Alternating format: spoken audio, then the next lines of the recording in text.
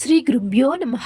కార్తీక మాసంలో దీపారాధనకు ఉన్న ప్రాధాన్యత అంతా ఇంత కాదు. ఈ మాసంలో మామూలు దీపారాధనకు ఇంతటి ప్రాధాన్యత ఉంటే ఇక అత్యంత మహిమాన్వితమైన కామాక్షి దీపానికి ఎంతటి ప్రాధాన్యత ఉంటుందో ఇప్పుడు చూద్దాం. వ్యాస మహర్షి రచించిన స్కంద పురాణంలో భాగమైన కార్తీక పురాణంలో వివరించిన ప్రకారం కార్తీక మాసంలో చివరికి ఆరిపోయిన దీపాన్ని వెలిగించినా సరే మోక్షం లభిస్తుందని నమ్మకం.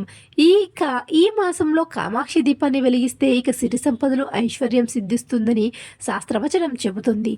కామాక్షి దీపం అంటే ఏంటి అంటే దీపము ప్రమిదికు గజలక్ష్మి చిత్రం ఉంటుంది. ఈ దీపానికి గజలక్ష్మి దీపం అని కూడా అంటారు. ఆ దీపపు వెలుగులో కామాక్షి దేవి నిలిచి ఉంటుందట.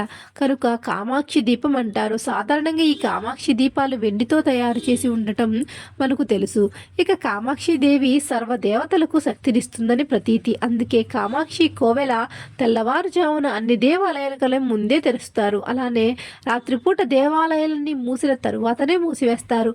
అమ్మవారి రూపమైన కామాక్షి దీపం వెలిగే ఇల్లు అఖండ ఐశ్వర్యాలతో తులతూగుతుందట. ఇక కామాక్షి దీపాన్ని చాలామంది ఖరీదైన నగలతో సమానంగా చూసుకుంటారు. తరాల పాటు ఆ దీపాన్ని కాపాడుకోవడం హిందువుల ఇళ్లలో ఉండే ఆచారం.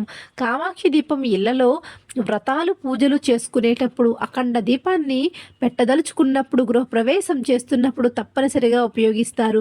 కామాక్షి దీపము కేవలం ప్రమిదను మాత్రమే కాకుండా అమ్మవారి రూపాన్ని కూడా కలిగి ఉంటుంది. విగ్రహ ప్రతిష్టలలో గృహప్రవేశాలలో కామాక్షి దీపాన్ని దీపారాధనకు ఉపయోగించడం ఎంతో శ్రేష్టమట.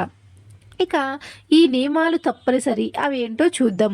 దీపారాధన చేసినప్పుడు దీపానికి కుంకుమ పెట్టడం ఆచారం. కామాక్షి దీపాన్ని ఉపయోగించినప్పుడు ప్రమిదికి కుంకుమ పెట్టిన చేతితోనే ఆ ప్రమిదికి ఉన్న అమ్మవారి రూపానికి కుంకుమ పెట్టి పువ్వుతో అలంకరించి అక్షితలు వేసి నమస్కరించుకోవాలి. ముఖ్యంగా మంగళ శుక్రవారంలో కామాక్షి దీపం వెలిగించడం ఎంతో శుభకరమని మన జ్యోతిష్య శాస్త్ర పండితులు చెబుతున్నారు. కామాక్షి దీపం వెలిగే సమయం మధ్యలో దీపం కొండెక్కకుండా చూసుకోవాలి. వీలైనంత వరకు కామాక్షి దీపాన్ని ఆ ఉనీతితోనే వెలిగించడం శ్రేయస్కరం. కార్తీక మాసంలో విశేషించి కామాక్షి దీపపు కొందలను దీపదానం చేస్తే శుభకరమని పండితులు చెబుతున్నారు. ఈ నియమాలు పాటిస్తూ మనం కూడా కామాక్షి దీపాన్ని వెలిగిద్దాం. సకల శుభాలను పొందుదాం. ఓం శ్రీ కామాక్షి దేవే నమః. సో ఫ్రెండ్స్, చూసారుగా ఇలాంటి మరిన్ని ఆధ్యాత్మిక విషయాల కోసం మన ఛానల్ని సబ్స్క్రైబ్ చేసుకుని చూస్తుండండి. ధన్యవాదాలు.